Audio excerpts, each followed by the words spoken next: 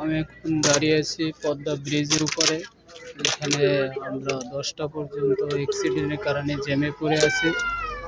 এই রাষ্ট্রীয় সম্পদ আমাদের পদ্মা ব্রিজের এখন আজকে রাত্রে একটি কলঙ্কময় অধ্যায়।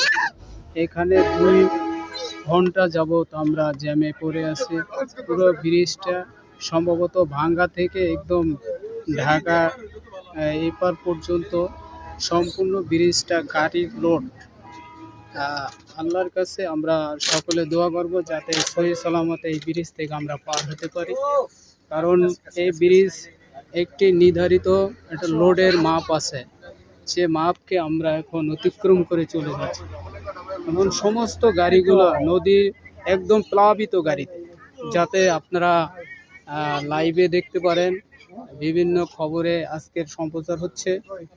আমাদের এই অর্থনৈতিক একটি মূল চাবিকাঠি পদ্মা ব্রিজ। এখান থেকে আমাদের দেশের অনেক আয় উন্নতি হচ্ছে। এই ব্রিজটা আমাদের জন্য খুবই একটি গুরুত্বপূর্ণ। এই ব্রিজকে আমরা সুন্দরভাবে যাতে দর্শকের কাছে উপস্থাপন করতে পারি।